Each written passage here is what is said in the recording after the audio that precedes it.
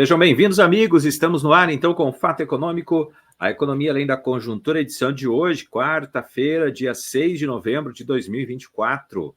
Estamos no ar com este programa hoje para debater o principal assunto do dia. Na verdade, são dois, né? Mas o principal que é o resultado das eleições norte-americanas com a vitória de Donald Trump, lá nos Estados Unidos, o republicano. E a gente quer saber daí qual é o impacto econômico, né, dessa eleição do Trump nos Estados Unidos, o impacto econômico aqui no Brasil. E a gente também está na expectativa aí da taxa básica de juros, apesar de ter já uma expectativa de que a taxa vai subir para 11,25%, mas a gente também vai debater esse assunto e trazer aí, né, essas análises com o Lucas Piva e com o André da Silva Pereira.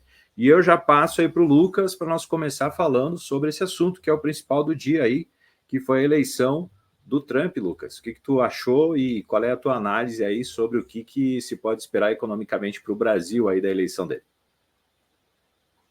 Muito bem, Moisés. Na verdade, aí estava acompanhando hoje, desde o início da manhã, e teve uma enxurrada do noticiário aí com relação às eleições, né? A princípio, se tinha uma expectativa aí que a Kamala estava com até alguns pontos à frente, né, nas pesquisas, aí no início da semana, e então aí hoje saiu o resultado aí até de forma antecipada ainda, né, antes de finalizar a contagem dos votos, o Trump já estava sendo considerado eleito, né, pela vantagem que ele estava tendo na contagem, né. Mas enfim, indo um pouquinho mais direto ao ponto aí com relação às medidas que ele propôs, né, na sua campanha, e os impactos, né, uma das principais pontos que eu acho bem relevante a gente considerar aqui hoje é a questão das tarifas que ele está querendo impor para importações, né, medida essa que ele objetiva para desenvolver, né, a economia doméstica, né, do país, só que, de uma certa forma, isso pode impactar bastante aí na questão do aumento de custos, né, de produção na parte interna. Então, ele está também, além dessa proposta de tarifar, né, de forma mais agressiva as importações, um dos objetivos dele é manter um forte controle da inflação, né? Só que, então, ele vai ter que tomar medidas para conter, né, essa inflação, de forma que o aumento da tarifação não incida lá na frente na cadeia produtiva, né? Inclusive, um dos principais fatores aí que a gente tem agora, com essa volta do Trump, é a questão das tarifas de importação diretamente vindas da China, né? Eles já tiveram alguns conflitos, eu diria assim, né, de interesses lá no outro governo Trump, e agora ele está propondo a questão de tarifar em até 60% os produtos vindos da China, né?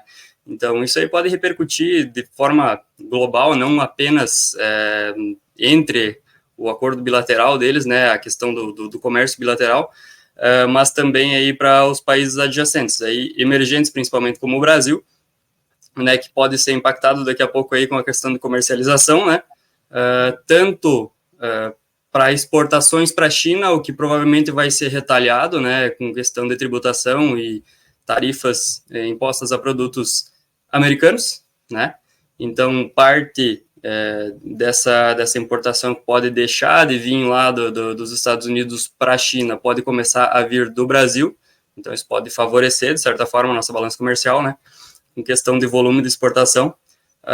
Entretanto, toda essa questão de estímulo à parte econômica interna, né, do país lá norte-americano, na parte produtiva, pode acabar trazendo aí uma valorização meio significativa para moeda local, né, para o dólar, o que também vai impactar bastante e pressionar as economias emergentes, como o caso do Brasil e os demais que fazem parte do grupo,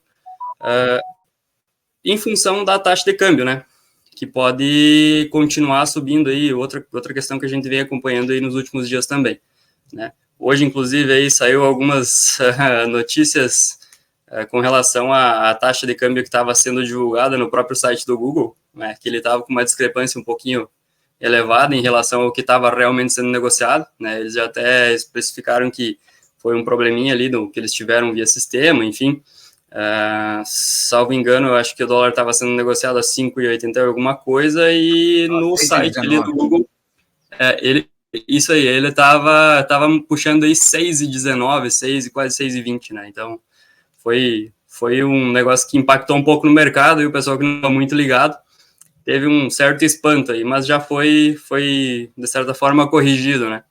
Isso aí. André, diga, pode continuar, Lucas. Pode falar mais essa. Não, na verdade, eu ia finalizar mais ou menos por aí, né? Eu acho que de dados mais importantes mesmo, ao meu ver, né, que vai impactar bastante, eu acho que seria isso. Uhum. O mercado financeiro já estava prevendo essa vitória do Trump, né? Inclusive, a gente falou na semana passada com um integrante do Banco Central Europeu aqui no nosso programa, que a gente até perguntou, né, sobre qual era a expectativa mesmo lá na Europa em relação às eleições norte-americanas, e ele disse que o mercado já estava esperando a vitória do Trump, o mercado financeiro. E a prova de que o mercado financeiro já estava, de fato, esperando a vitória do Trump é que o dólar, por exemplo, já estava, né, subiu bastante nos últimos dias, na última semana, já aquilo que se chama no mercado financeiro de precificar um fato, né? Então, tipo, o dólar já estava sendo precificado, tanto que vocês perceberam que ele chegou a 5,86 e depois ele já abaixou, né? Agora abaixo de 5,60. Então, a gente percebeu essa precificação já porque o mercado financeiro estava prevendo a vitória do Trump, e apesar de que em alguns, né, institutos estava dando aí a vitória da Câmara. Eu não sei o que tu tem a dizer aí sobre esse resultado, André. Certamente tem algo a acrescentar aí para nós. Então vamos lá, Moisés.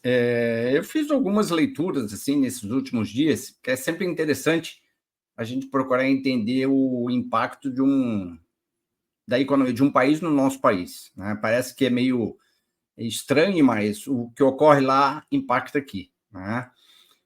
Na política que o Trump vinha falando de imigração, valorização da economia americana, né? Taxação das importações, né? Com relação à imigração, né? É quase a mesma plataforma do primeiro mandato dele, né? Que ele disse que ia construir um muro para dividir o México dos Estados Unidos, né? E que o México pagaria esse tal muro, né? Esse muro foi feito em partes e quem pagou o muro foi os Estados Unidos, não foi o México, né? Então, eu acho que essa política de imigração, de novo, de expulsar os imigrantes ilegais, eu acho que também vai ser pelo mesmo caminho do primeiro mandato, né? É mais aquela balançar de cobertor com poeira e a gente levanta o pó, depois o pó acalma e a vida segue, né? Com relação à política fiscal, né? O Trump vai valorizar a economia americana, e para isso ele vai, de alguma maneira, incentivar gasto do governo, né? Que não deixa de ser um pouco a política do nosso governo atual, né? A diferença é que o déficit deles é financiável a nível internacional, né? Diferente do nosso, que ninguém quer financiar o nosso déficit porque a nossa moeda também é real, né? Então, eu acho que o financiamento do déficit e vai aumentar o déficit público dos Estados Unidos, que já não é baixo, é para lá dos trilhões de dólares, né? Ele vai ter uma política de incentivo à economia americana, tentando incentivar que as empresas americanas passem a produzir de novo nos Estados Unidos. Vai ter um problema de qualidade da mão de obra, né? Que isso já é um problema de longa data lá dos Estados Unidos, né? Então, isso talvez no médio e longo prazo surta algum efeito dessa política de valorização da economia americana, né? Vai ter algum impacto sobre os juros, né? Porque a partir do momento que você vai se endividar cada vez mais, o mercado também vai pedir um juros americano interessante, né? Não é no mesmo patamar dos juros brasileiros, né? Mas é um juros que para o patamar deles de 0,5%, 1%, 1,5% é muita coisa, né? Com relação a essa questão do efetivação, né, de controle de importação via taxação, né, eu vejo como duas medidas. Pode vir a ser implementado para desincentivar a importação de produtos chineses, né? A economia chinesa, a gente sabe que ela anda meio... Não é mais aquela economia chinesa dos anos atrás, né? O governo chinês fez um incentivo agora violento para ativar alguns setores da economia, mas desincentivando a importação de produtos chineses, isso pode ter impacto na economia chinesa. tendo esse impacto na economia chinesa, isso vai resvalar na economia brasileira, porque a China é um grande comprador de commodities do Brasil, né? Então, essa importação freada ou brecada lá da China rumo aos Estados Unidos pode ter um impacto na economia brasileira, né? Agora é torcer para, depois do apoio incondicional do nosso presidente, a Kamala Harris, que ele agora consiga sentar e conversar com Donald Trump. Afinal de contas, continua sendo a locomotiva a nível mundial. Então, a gente tem que sentar à mesa e conversar com os americanos, porque não tem como negar isso daí. O dólar continua sendo a moeda a nível internacional. Moisés. Tá certo, então. A gente fez uma rápida análise aí, né, de como é que foi o resultado que pode acontecer, né, em relação às políticas norte-americanas a partir de agora, com o Donald Trump sendo novamente o presidente, o 47º presidente dos Estados Unidos, e a gente fez a análise aí, né, de como podem ser os impactos econômicos aqui no Brasil. Nós hoje temos o resultado da taxa básica de juros aqui no Brasil, que também está impactando, e é um assunto que a gente não pode deixar de falar, mas a gente vai acompanhar isso e também à espera aí da divulgação do pacote de ajuste fiscal do governo brasileiro. E amanhã a gente volta, então, para comentar esses assuntos aqui no Fato Econômico, a economia além da conjuntura. Um forte abraço e até mais.